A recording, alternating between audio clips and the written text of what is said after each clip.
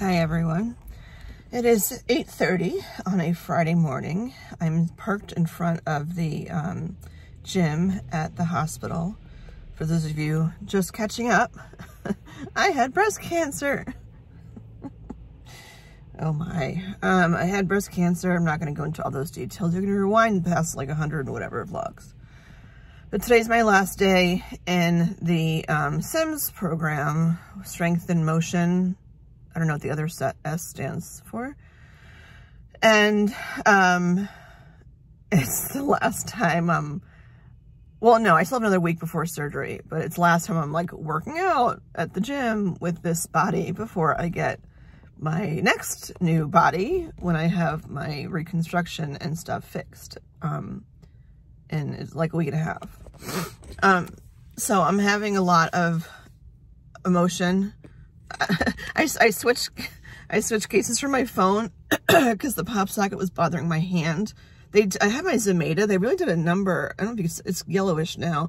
They put the IV in, not the IV, the needle, whatever, in like pretty close to my wrist. If you could see, it's yellow, and it was pretty bruised. Like it hurt. They don't usually put it in that low. They usually put it in like the middle of my hand.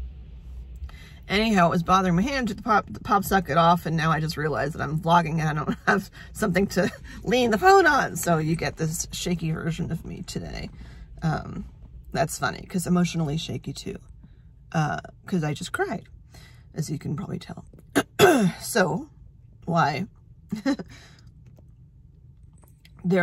I'm having wicked flashbacks to just like blips in time of my last surgery, my double mastectomy. Almost things that I forgot about. My pre-op call for surgery, when they go over like 1,000,001 questions and tell you what to do and what not to do before surgery, how long the OR is booked for, and I mean, I know I'm in great hands. It's not about that. I just remember the whole first year pretty much, and if you've watched the vlogs, maybe I only save my crying for the vlogs. I don't know. But the whole first year, I after diagnosis, I just felt very numb. And I was like, oh, well, maybe this is just how people are after they get a cancer diagnosis. A lot of stuff just isn't a big deal anymore, because that's a big deal.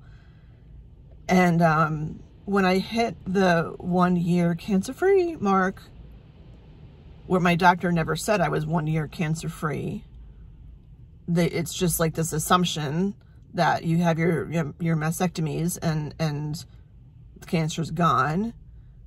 And then you wonder, like, is it really gone? Like, did they miss something?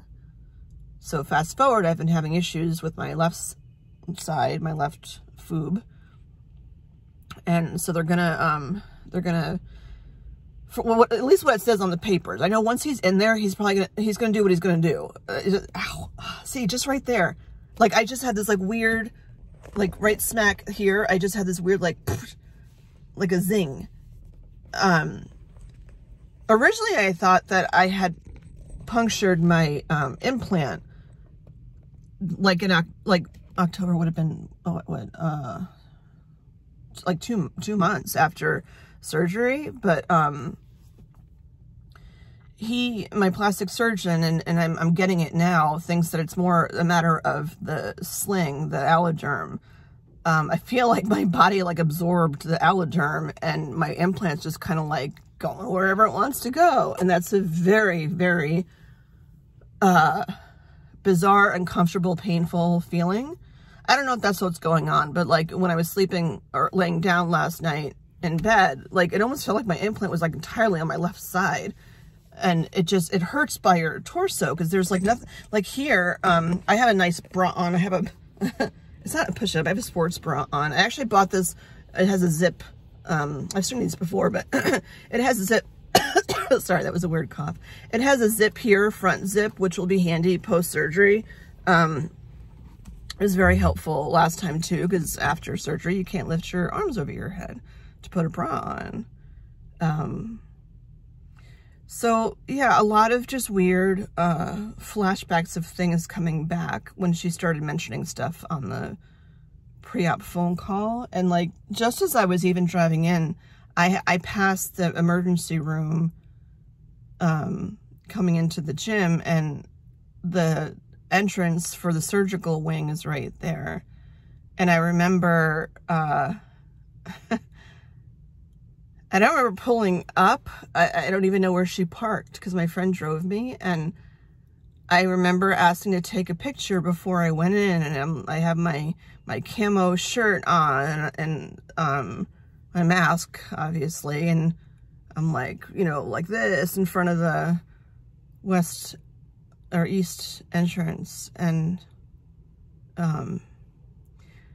it's just weird things that come back. Like I was joking that I should write on Sharpie, like, fix this side, not this side. Although he is doing some lipo on this side just because of the way, so I had 6 lymph nodes removed from this side, and just the way this healed, there's like a little bubble of flesh, which is like so not a big deal, but it doesn't hurt. It's just like there.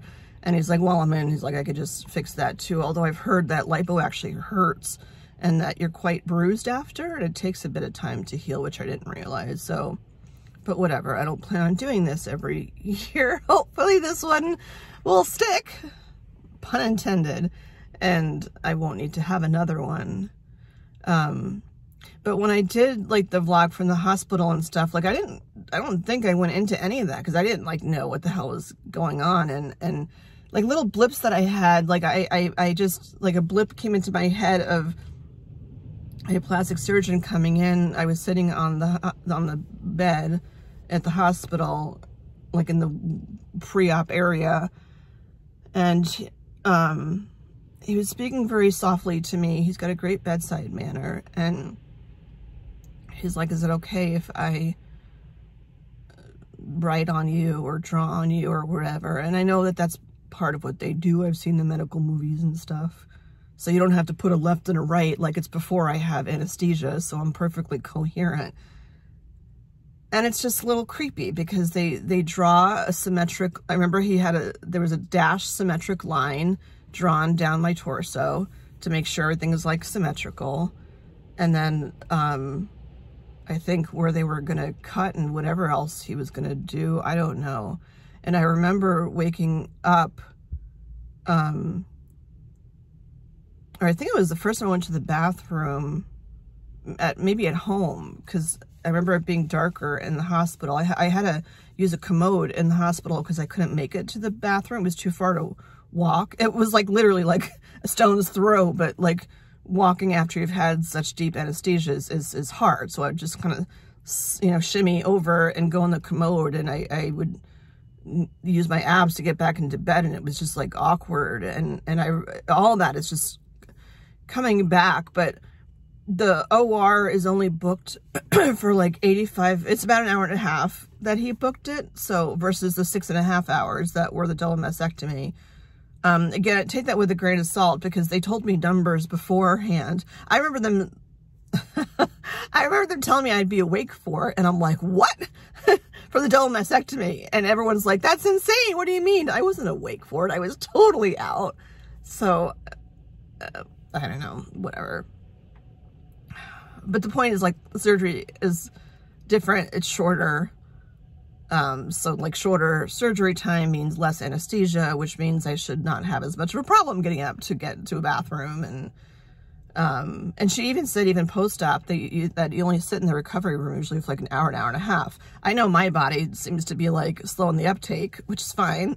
It makes me more zen, but that I could be there for however long I need to be there. The surgery's early enough in the day. I'm not worried about them kicking me out. And with COVID, of course, got to throw in the C word. With COVID, can't have anyone like hanging out in the hospital or whatever. Like literally they drop you off. They can wait in the waiting room with you, but you both have to pass a COVID test to get in. So it's recommended that I take COVID tests before my surgery. And I've been masking up like hardcore because last thing I need is for my surgery to be canceled because of fucking COVID. So you take one at home just to be sure, but when you get to the hospital, they have you take a COVID test there, like a rapid test, and it's like 15 minutes you have to wait, and oh, God. Same pain. It's weird. It's like there's like a gopher, not a gopher, too big, like a shrew living inside my boob. That's what it feels like. And every now and again, it's like it bumps into my skin or something. And that's exactly what it feels like. It's bizarre. So yeah, if you test positive for your COVID, or for COVID, you leave, obviously. And same thing for your, the person that's dropping you off. So they tell you to wait, or have your pickup or drop-off person wait 15 minutes before you know you're good to go. Last time I had to have my COVID test done at the hospital like 2 days beforehand, and then like I was good to go. So it's interesting now that they do it like right there and then. I'm not worried about that. Like, knock on plastic, I should be fine. But when you leave, they literally just wheel you out. Like the car, it's like the airport. It's like the fucked up airport. They pull up your whoever's picking you up, like, pulls up along the curb, and they wheel you out in a wheelchair, and then, you know, put you in the car, and bye, that's it. No meal, you know, like, what's that all about? I'm gonna be starving. I have to think about what I want my first meal with my new food to be. I don't know. I'm looking forward to switching it out. But like the blips that I'm remembering, like I remember him drawing on me. I remember when before I had the anesthesia, they wheeled me over to like another room. And I mean, obviously I still had my real boobs then, and they were removing, you know, the cancer and the tissue out, but they put some sort of dye or something injected into your boobs so that they can clearly see where the cancer is. And I remember that shit burned so badly, like inside, like the needle was, you know, it hurt. My boobs were, at that time, were like bruised anyway from the biopsies and stuff. But they told me it was going to sting, and I was like, ah! It felt like my fucking boob was on fire on the inside. There was like nothing I could do about it. And it didn't last super long, but oh my God, did it hurt. Sorry. I don't pussyfoot around stuff. It hurt. And they told me it would hurt. But oh my God, that was not fun. And then when I came back, I remember the anesthesiologist was waiting there for me. I think his name was Chris. They're very personable. I'm having it done in a different hospital this time, so I'm hoping I imagine they are going to be just as personal. I'm having it done at MGH, which is like, you know, one of the top hospitals in the country, world, whatever. Where was I? Oh, and that they had me like lean over a pillow to do I had a spinal tap, like for my nerve block. And they said to lean over the pillow. And I remember when I was pregnant with my second son, and when I was in labor, I went into, it was a pretty short and fast labor, and I was 7 centimeters dilated by the time I got to the hospital, and had no intention of having a med-free experience. So when I got there, they're like, there's no time for an epidural. I'm like, yes, there is. Anyway, it was almost like to the minute. I mean, I'm not even exaggerating. Like, they're like, no, there's no time. You have to get blood work back beforehand. And like, they're like, it's time to push. Oh my God. Anyway, this isn't that story. But they told me that they had a hard time getting the epidural in because they said I had scoliosis. I'm like, I don't freaking have scoliosis. Like, wouldn't I know that by now? Like, when you're in school back in the day, I don't know if they still do this. Like, you had to have a test for scoliosis like all the time in school. But it turns out that most women have mild scoliosis as they get older, mostly from having children. So I guess he wasn't wrong. And, but when this guy went to do the epidural, I told him, oh, heads up, I have mild scoliosis. And he's like, oh, you're fine. Like, it wasn't a big deal.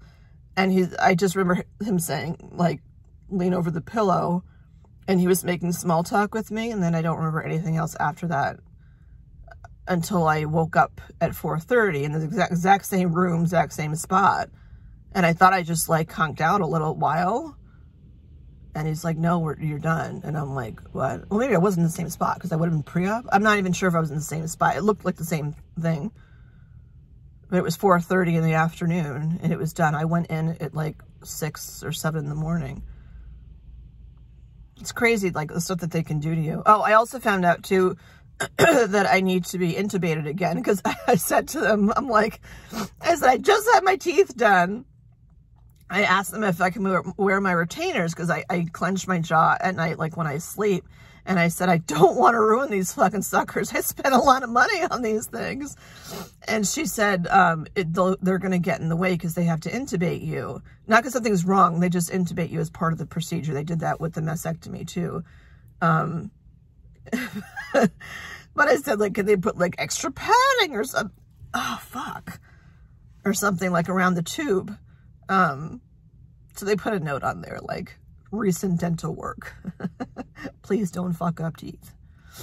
It's raining here too, and I wonder if that's part of what my boob hurts, but that's going to get in the way when I go do my workout. Yeah, I had this intention of like all the hot doctors being there to work out, but they pretty much finish up before I get there, and as I'm leaving is when they're coming in. Whatevs. Good news for you, all you lucky single bachelors out there. Anyway, so I'm going to take it easy with myself. Last time I pushed myself pretty hard. I did like 2 sets of 15 reps for like everything that I did. The bird dogs seem like they always kind of do me in. It's something with the stretching. I don't know. And like child's pose, which used to be relaxing, is just so not relaxing to have my arms that far stretched ahead. So today's workout is like Be Kind to Jen Day. But yeah, I just wanted to talk about the emotion part because I've been like, I had a pretty hard cry before, and you know, even like when I look down and I'm like, my belly is bigger than my boobs. But I remember when I went to plastics before everything, for the surgery and stuff, and well, the first time I met him, and he like cupped my boob and told me like that's what it looked like when it was done, and it didn't seem that much different. I mean, if it looks like my right boob, that'd be great. My right boob like clearly looks like a fake boob, but I like it. The beginning of it, or the front of it does, like looks normal. I mean, like, but the right side is like, you can see it's rounded. Like boobs aren't rounded like that. If you're older, like they kind of fall to the side. So like, I know that he'll do a good job. It's just all the emotions are coming up, and it's okay. I have to let them come out. You know, life gets in the way too. My throat has been wicked sore, something I forgot. I've had a ton of Zooms and conversations getting ready for not being at work for a month, getting ready to not tutor for a month.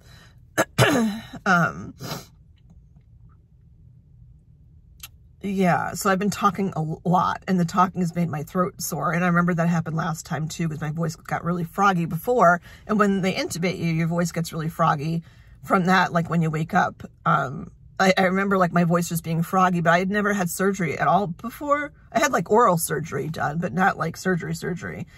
And I'm like, is your throat supposed to be sore? And they're like, oh, that's from the intubation. And I'm like, oh, that's weird. I didn't even know that they were doing that. It's almost like violating, but I get that that's what they have to do.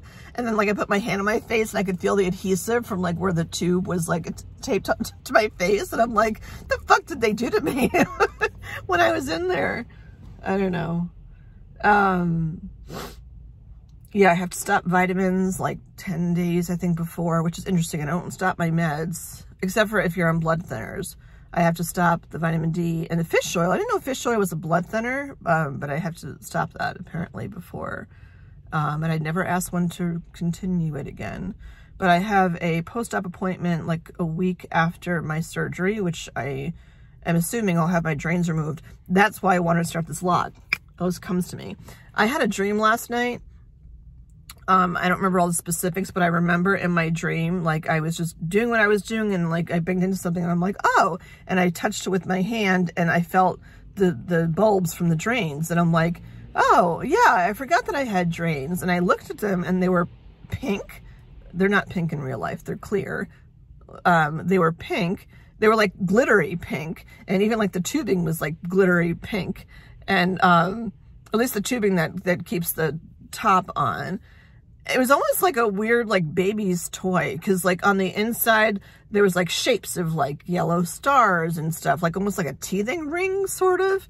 And then I was just, like, showing it to whoever I was with, like, yeah, here's my drain, and look, it's pink and glittery and shiny, and it has, like, all these toys on it. I don't know what the fuck the meaning of all that is. It was just interesting. I usually have very vivid dreams. But I'm like, okay, that's weird. And, like, right when that happened is when at least I think, like, when I woke up. So I've never had a dream about anything cancer surgery related ever. And I do have very, very vivid dreams that are kind of creep me out sometimes. Yeah. So just a lot in my head, and the emotions coming out. So, like, again, people that are going through all this stuff, you know, if you're kind of fresh out of it or fresh into it, I guess, with surgery, or even just with diagnosis, like, I feel like it's normal to not recognize yourself after you hear those words, because clearly, like, your life changes. But I was like, oh, like, I mean, in general, I'm much more of a chill person now anyway. I don't let things bother me as much. Because, like, getting diagnosed with the C word kind of puts everything in perspective of, like, what's the big deal and what's not. And I also don't want to get myself riled up. I don't want to have high blood pressure. I don't want to get more gray hair and, like, you know, whatever. I have enough gray hair. Look at that. Oh, okay, my roots done before my surgery. But it doesn't last like that forever. And it's common that, like, some tipping point happens and then, like, all the emotions flow, and it's not healthy to not let them out. You have to let them out, even if that means ugly cries. Like, I mean, I feel like I look better now, but, like, my eyes were all glossed over before, my cheeks were all pink, but you have to let it out. You can't keep it in. And it's sadness, it's mourning again, it's anger, it's all of that. And what I will say on a positive friend thing, and I need to get in, because time is money in Boston when you're parking. This conversation cost me $1. Oh my God, what the hell was I just saying? I hate that. Processing. So my sign-up genius. So I was saying I was having a really hard time, I'm going to sum this up fast, making a sign-up genius, because I was having a hard time asking for help. Not, like, in general. It was just something about the sign-up genius. A friend of mine, I asked a few people, many just flat out said, no, they don't have time. I'm like, okay, I don't judge them for that. At least they were straight with me. So, yeah, a friend of mine put it together. And also sent it out on, through a closed social media group for my town. She sent it out, like, on a Wednesday night. By Thursday night, and what she asked for, by the way, was, like, meals, very specific things to drop off. Maybe that's something I should do a separate vlog on as a sign-up genius. I don't want to get into too much of it now. Because you can't carry heavy things. So someone dropping off, like, a Corningware of a huge casserole is not going to work for me, because I'm single. I have 2 kids. When they're home, that's fine. But when they're not, like, I can't pick up a Corningware. And, you know, now that COVID's, like, lightening up, I can have someone drop it off. But even if they drop it off, if I go to put stuff away, then I have to scoop stuff out and put it in containers. And that's not easy to do after surgery. Like, you really need disposable, smaller containers. So meals, and then groceries, because I can't carry things. I can't push a cart. I can't drive right after. So I can order my groceries online. It's people to pick them up for me and drop them off at my apartment. And then gift cards, which that was tough to ask for, because I feel like I'm asking people for money. But, like, the reality is, like, I'm on leave from the state. Like, I don't get anything from work. So, like, I don't get my full income, and I'm actually, the way the state leave is right now, I'm making less money than I did when I had my surgery the first time, which makes no sense, because I've gotten a raise since then. but it's just a percentage of how things work with family medical leave for the state right now. It's not FMLA that works different, but the company I work for is small, so we don't qualify for FMLA. So I'm taking a hit, you know, with that, and they don't count tutoring money, so I'm losing out on that too. So, I mean, yeah, it fiscally hurts to have that done because it's less money coming in, but it's not like your rent goes down or your utilities actually probably going to go up because you're home all the time. So I asked for gift cards for like grocery stores, Grubhub. Big one, I think that was my last vlog, was the Grubhub, which is super, super needed. And Amazon, because Amazon links with Whole Foods, and you can do a Whole Foods grocery run and use an Amazon gift card to pay for that. Yeah, so the sign-up went out like on Wednesday night. By Thursday night, like 3/4 of the slots were already filled up.